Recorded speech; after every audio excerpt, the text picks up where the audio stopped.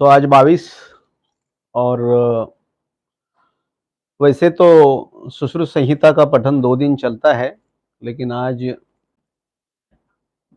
कुछ लोगों की डिमांड जैसे क्वेश्चन आंसर की है, तो क्वेश्चन आंसर लेते हैं क्योंकि हमारे पास 15 या फिर 20 मिनट का समय है। तो लेट्स स्टार्ट। हाथ ऊपर। जिनको भी ऑनलाइन किसी को अगर क्वेश्चन पूछना हो या आज के लेक्चर में जो भी बोला जाए उसके समय कोई में उससे रिलेटेड अगर कुछ पूछना हो तो आप कल के लेक्चर में भी पूछ सकते हो। बोला।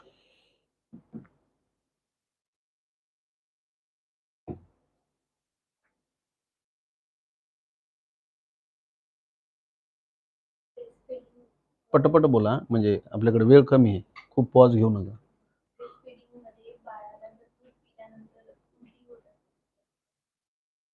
ब्रेस्ट फीडिंग, स्तनपान, बालक को अगर वोमिटिंग्स होते हैं तो हम क्या विचार करें, ऐसा क्वेश्चन है। बेसिकली ब्रेस्ट फीडिंग 2-3 चीजें यहाँ पे देखना जरूरी है। अगर बालक के मोशंस ठीक नहीं है और उसको गैसेस है, तो हम समझ सकते हैं कि जो स्तनपान वो कर रहा है उसका इंडाइजेशन हो रहा है। कई बार जैसे अध्यशन भी होता है बालकों में, क्योंकि पता नहीं चलता है कि हर 3 घंटे बाद फीडिंग करने का सजेशन दिया जाता है या आवरली फीडिंग करने का सजेशन दिया जाता है। मोशन के ऑब्जर्वेशंस होना जरूरी है। कई बार मांसाहार जो स्पेशली लेडीज होती है उनमें स्तन्य आधिक्य होता है और बालकों की कैपेसिटी जो होती है वो काफी कम होती है। स्तनपान करते समय पोजीशंस भी बहुत मैटर करते हैं। नासा का रेस्पिरेशन, उसके बारे में ध्यान रखना जरूरी होता है। इसलिए कई डॉक्टर्स एक्चुअल डकार निकालने का सजेशन दे देते हैं कि उसको पीठ के ऊपर थपथपाते हुए डकार निकालना जरूरी होता है। समझो डकार निकली नहीं और मोमेंट्स अगर समझो स्टमक के होते रहे तो फिर वोमिटिंग होना नॉर्मल सी बात है। कई बार कुछ बचता है, कुछ निकलता है, ऐसा भी होता है। तो स्तन्य की अधिकता के ऊपर भी ट्रीटमेंट होना जरूरी होता है। स्तन्य शोधन के ऊपर भी ट्रीटमेंट होना जरूरी होता है।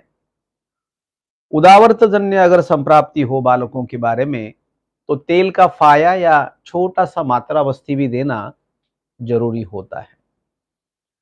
साथ ही साथ उम्र के हिसाब से 3 महीने बाद, 4 महीने बाद, जैसे कई सारी वनस्पतियां आतिविश है या फिर बाकी है, मुस्ता है, जो स्तन्य का जो प्रसादन है वो करने वाले, तो उसको घिसकर भी हम बालकों को दे सकते हैं। तो ऐसे कई सारे मुद्दे हैं जिसकी वजह से स्तन्य और उसके ओमेटिंग्स, इस चीज के ऊपर प्रकाश डाला जा सकता है। नेक्स्ट।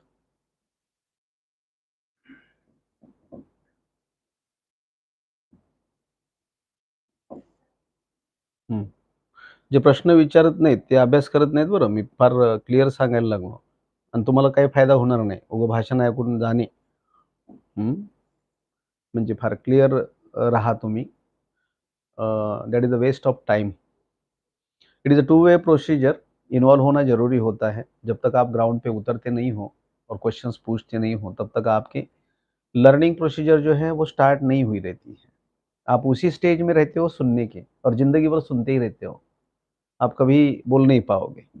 एक्चुअली एक्सप्रेस करने वाला आदमी किसी भी तरीके से एक्सप्रेस कर सकता है, थ्रू क्वेश्चंस के भी एक्सप्रेस कर सकता है या फिर इंटरेक्ट करके भी एक्चुअल एक्सप्रेस कर सकता है। जब तक वो ओपनली खेलोगे नहीं तब तक मिलेगा कुछ नहीं. नहीं तो फिर जैसे कॉलेज में क्लास चल रही है वैसे यहाँ पे भी क्लास चल रही है, ऐसा लग रहा है.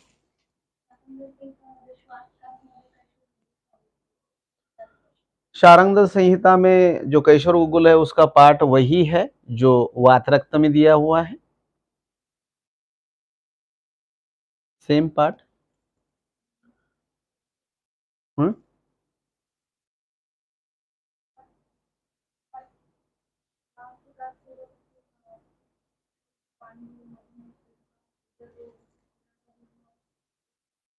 ऐसा उसका अधिकार है, मैंने फलश्रुति दी है कैशोर गुगुल में, और चारंगधर ने स्पेशली श्वासकाश में कहा है।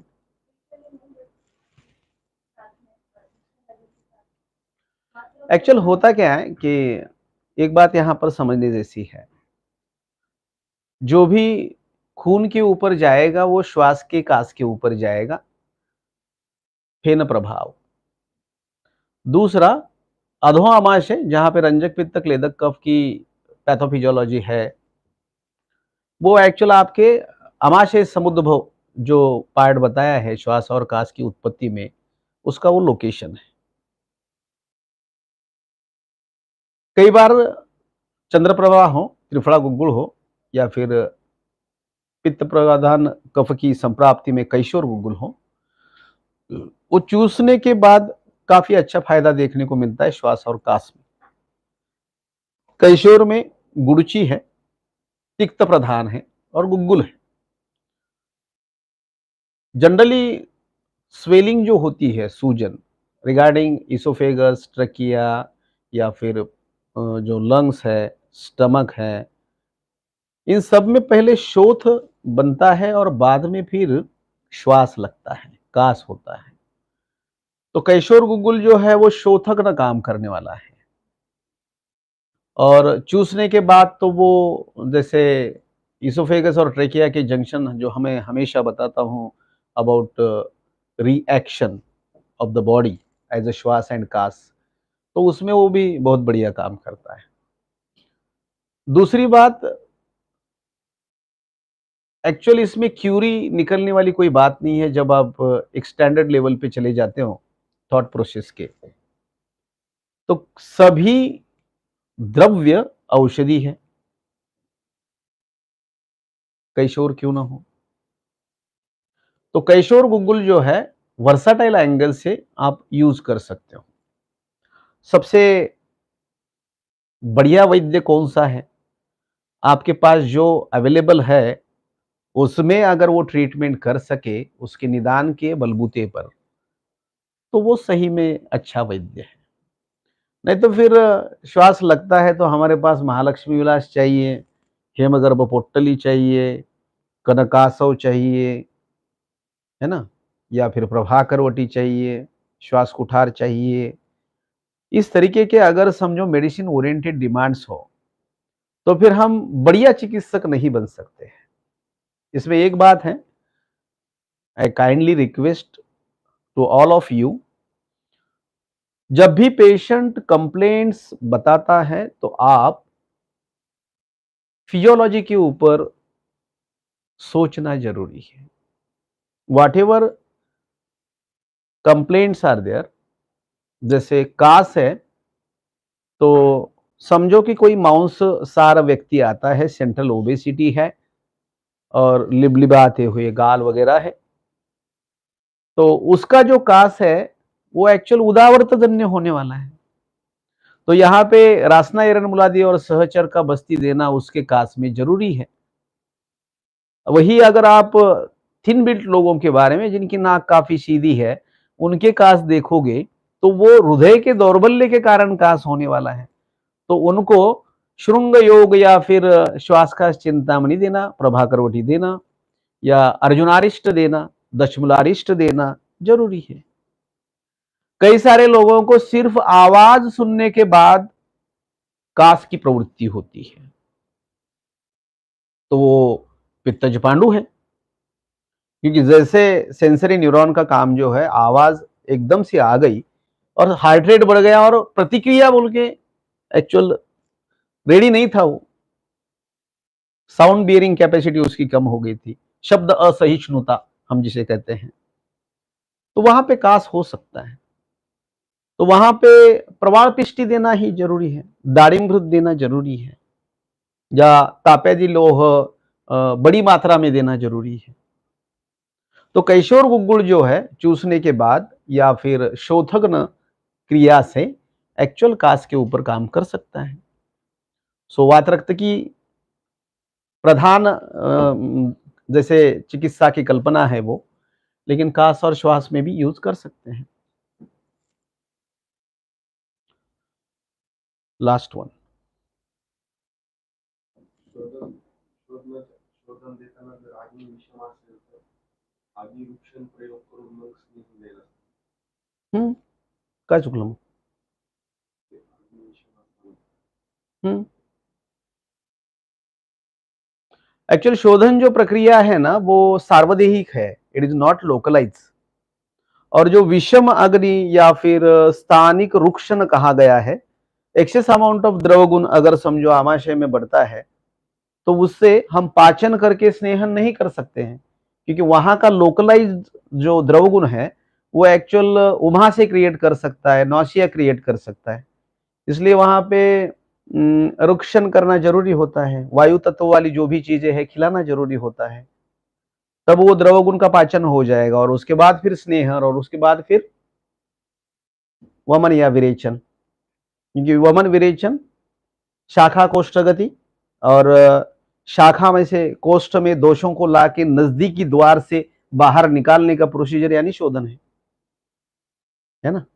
तो वैसा करना जरूरी है।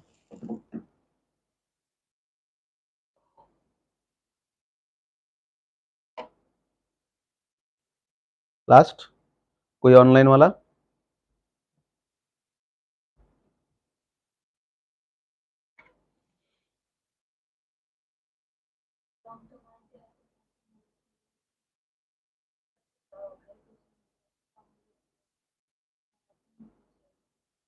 भ्रम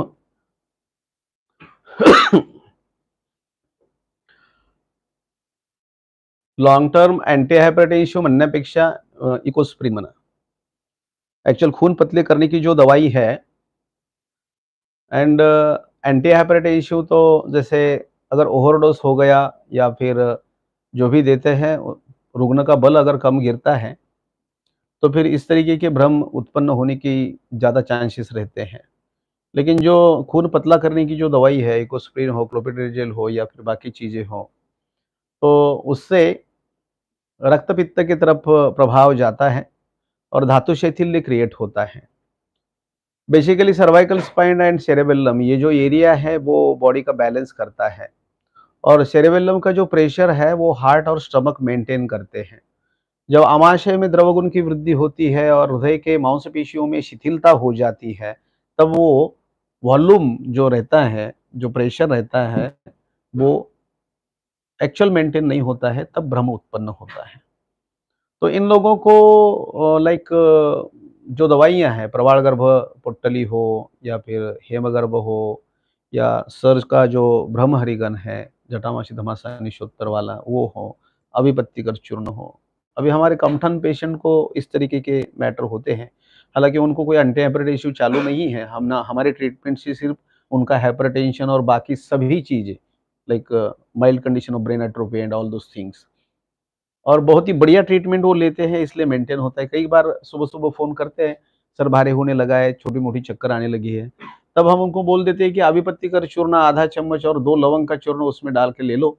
हम द्रवगुण का पाचन कर लेते हैं स्टमक में के, तभी चक्कर 15 मिनट में रुक जाते हैं।